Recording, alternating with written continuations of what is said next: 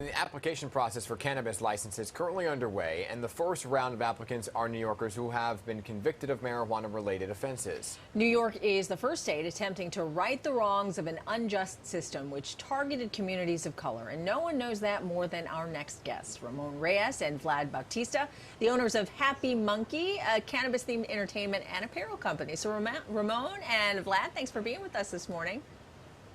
Thank you, Dan and Hazel. Happy wake and bake. There you go. There you go. Now, you two have been Morning. waiting. Thank you for having us. Oh, no, we're glad to have you. You guys have been waiting so long for this time, right? I mean, how long did it take you to complete the application? Well, it took us about a month to get our team together. And once the applications was out, I would say it took us a strong 2 weeks of just like hustle and bustle and getting information together and getting all our documents correct. You know, Vlad, Mayor Eric Adams launched the Cannabis New York City initiative, right? And that was to help cannabis entrepreneurs complete this application process that you're talking about. So you're able to take advantage of the program. Was it helpful? Did it kind of help navigate everything? Definitely, it was helpful, but I'm going to be honest, you still need other folks to help you, such as lawyers and people to assist you, because it's going to be a competitive license, and there's a lot of factors as far as like you proving where you lived at the time of your conviction, you proving why you want this license, and etc. So you want to make sure you cross all your T's and dot all your I's and make sure that you give as much information as possible to prove that you're a candidate to benefit from this program. So it's a points-based system, right? Correct. So how many points do you need it actually to be approved? Well, they're gonna score it in their own way. Like they don't exactly tell you all the exact points. They just tell you what things they emphasize on the most for their scoring. Understood. So Ramon, how many times, you know, because we're talking about how those convicted of marijuana offenses were first in line for these licenses. How many times were you convicted, and did you have to submit proof along the way to show it? Absolutely. I was arrested about 6 different times.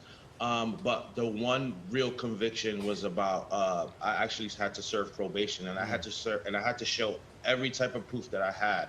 So I had to show a certificate of disposition, and also proof of that I was living at my residence at the time, right? So at the time of the conviction. So it would have to show that I was actually still living in the neighborhoods that was most affected by the war on drugs. So is there a limit then to the number of dispensaries that are going to be allowed in Manhattan? I believe they came out with a list where it was distributed in different areas. I think Manhattan was about 20-something dispensaries. Queens, Brooklyn, Bronx was like 10, and etc. And they just had it throughout different regions. But we got to remember, ladies and gentlemen, this is just the first round of licensing.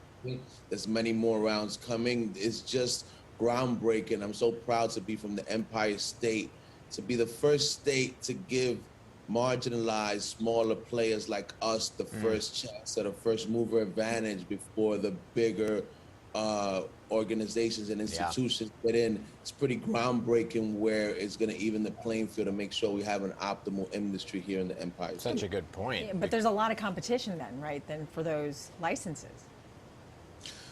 Most definitely, but that's why I'm so proud to be from the Empire State, because they're making it a priority to help marginalize people that were impacted the most, which in return is going to make it where all these people that were impacted by the war on drugs in all these areas gets to create generational wealth like us, gets to do things for our community, hire people from our community that look like us, because we have the cultural competency to serve and understand the needs that our communities been having but haven't been met.